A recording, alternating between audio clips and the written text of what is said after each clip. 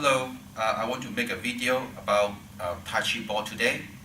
I was practicing Taichi another day and remember that realized that there are a lot of people practicing something called Taichi ball. From the practice of the Taichi, of Wu style Taichi in Hong Kong, we never practice a ball like this, and I will tell you why. So first of all, a lot of people see that when you go and search about Qigong ball and Tai Chi ball, you have a ball like this, about a foot width, 1 foot width, so it's about, say, a size of a basketball, or maybe smaller, or maybe a size of a soccer ball, made of wood or some other materials. The material is not important, but it's mostly is a ball. In Tai Chi practice, traditional Tai Chi practice, we do not use this ball. There's a reason for that, is that when you practice a Tai Chi ball, I saw a lot of videos practice about Tai Chi ball going like this, okay? Try to make the hands in round motion, alright? The problem with a ball is that you may hold it like this, okay? So that, again, to form a circle, you need a center and radius and a diameter to make the circumference, or to make a circle, or in 3-dimensional to make a sphere. So the idea is to, in martial art application, you need to use, the purpose of practicing with, in this motion, is that to configure your hands, that you practice in this motion so that in application you can grab somebody's joints with 2 points at the same time in a opposite direction. One of the things that we use is called a Tai Chi stick or a Tai Chi ruler. The Tai Chi ruler is actually, direct translation from Chinese. Tai Chi, of course, is Tai Chi, and a ruler, okay, is a stick, a ruler that is used to measure. In Chinese, the word in Mandarin, 尺, or in Cantonese, 尺, is actually has the meaning of a ruler or a foot, as in measurement, 1 foot, 12 inches. So really it depends on how you translate it. You may translate as a Tai Chi stick or Tai Chi ruler, but then in ruler in English also has a multiple meanings as well. Okay, so instead of using a ball, our practice use a stick like this. So it represents the diameter of the ball. Okay, so the motion is look like a ball. So when we practice, we hold it in the center of the palm, which is the Lao Gong acupoint, which is in the center of the palm. And then we turn like this. Okay. There are different ways of practicing this Tai Chi stick or Tai Chi ruler. But first, the most important point is that your palm, the center of the palm, or the Lao Gong acupoint, the Lao Gong point, are always face each other. Okay, they always face each other through this center, or through this rule, or through this stick. So, unlike if you're holding a ball, there may be a chance that you have slightly adjust, so they are not in a line, but more like a V shape, so they are not in line. Okay, so there are different ways of practicing it. Oh, and also, when you practice a ball, it always goes like this, right? So it's like you're turning a ball, rolling a ball. But in fact, that's not the point, because you'll be losing some of the focus or some of the application techniques in Tai Chi Chuan. Okay, back in the stick. Okay, to turn this stick, unlike the ball, we can turn it from the center so that you may turn like this. Okay? Then your center of the palm still face, in the opposite direction, right? So if the center, you're rolling it. But also, unlike a ball, you may also use the end of this end as the center of rotation. So this has a diameter and now becomes the radius. All right, so you're turning like this, turning like this. Okay, so what it does is, if I do it on sideways, if I'm holding my right hand and trying to turn my left hand, so it's like doing an orbit.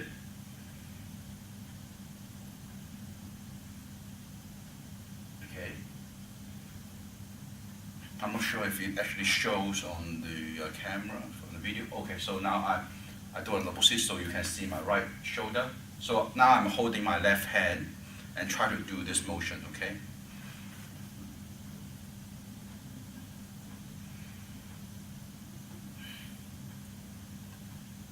Okay, I try to expand this part of muscle, which is the ba bei.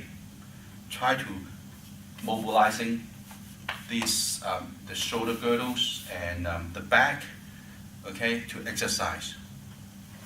Meanwhile, I'm trying to hold my hands together, the palms facing each other, so you can do this rotation in a circle. So when you do the na, the grabs, for example, the fist through back, you need the motion to in martial art application. Okay. So I'll show this how to practice this stick later. But the idea is, okay, we do not practice a ball. We do practice with the Tai Chi stick, mainly because we don't want our hands go like this. Or if you see, your hand is not holding this ball so that your ball is free to move, in martial art application, you are letting that opponent go, which is no use. Okay? So with the stick, you may turn it with the center, okay, and also with the tip. And of course, three-dimensional. Okay? So, what is that Tai Chi ball idea come from? At the end of this video, I'll give you a section of a DVD that I actually bought, and which is from about Tai Chi, and that has subtitle which talks about this little section talks about the Tai Chi ball. The Tai Chi ball actually, I believe, or this is my understanding, that it is translated when it's into English there's some misunderstanding, because it actually means Tai Chi sphere. The ball in Chinese is the same as sphere, okay? So what if we use the term Tai Chi sphere instead of the Tai Chi ball? So it's not a ball, it's a sphere. So what makes the difference? Okay. It is about the motion when we do Tai Chi. So when Tai Chi is a martial art, it is the attackable region or attackable space when you perform Tai Chi martial art, which I found a drawing that should explain it, not totally, but which should give you a good idea. which is this. Okay, the famous Leonardo da Vinci. Okay, so he has a shape of a person. So the center line, so it makes a square and a circle. The center of the circle is near the belly button or the dantian area. All right, so your foot and your hands forms a circle, and this circle in three-dimensional space is your Tai Chi sphere. So in Tai Chi, when doing the Tai Chi training, you try not to exceed your limits. You know your limits. For example, when you do your single whip. Okay? Now, this is my Tai Chi sphere. Now, when I apply this hook hand, that's supposed to hit somebody's chin from under. Okay? While I hold my horse stance or my vertical alignment, my yin and yang, my weight. So that's still my maximum range. That is my maximum range.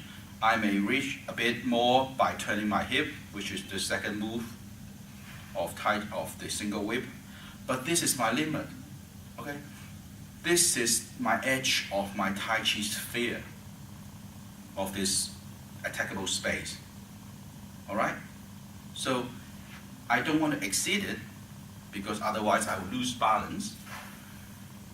I may bring it back a little so I'm more solid and more safe, and I do have some more buffer space to attack and defense. So in Tai Chi sphere, it is not a physical ball. It is about your attackable range.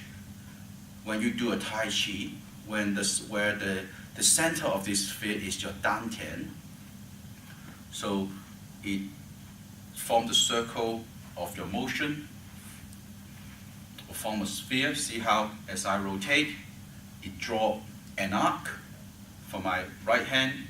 See my left hand now from here, and then draw an arc, and then push both 45 degrees. So this region is my edge of my Tai Chi sphere. So if the opponent is outside my Tai Chi sphere, the only thing that I can do is to move forward to shift my whole attackable, to shift my Tai Chi sphere forward to make it in range.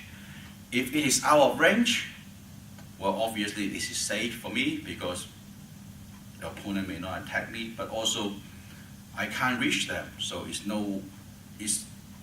not good to lean forward and break your balance and try to make the attack. That won't work.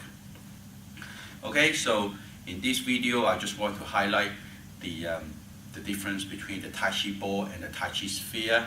And when we practice Tai Chi, some of the martial art purpose, we don't use the ball, we use the stick or ruler in English, or simply use one of these flower rolling stick. So you have shorter ones and longer ones, mainly to simulate a forearm. All right, shorter ones you may simulate your hand and wrist. All right, longer ones of arms. Mostly this is a simulation of a upper limb, and also a foot, which is the good size for you to practice as a beginner or for me, with this length, which is about my shoulder length. All right, so when I hold it like this, see how my wrist will be the same width as my shoulder, so which is the same as when you do the first the beginning of Tai Chi, to raise hands. Now first beginning of Tai Chi, raise your hands, right? So which is the same. And then from this point, you try to practice, okay, to give a little more. Okay, so in the first movement, raise the hands. Okay, beginning of Tai Chi, raise your arms like this. Now, you have to sink your elbow and relax your shoulder. And holding one, say for example, holding my left hand, so that my right hand that face the camera should move.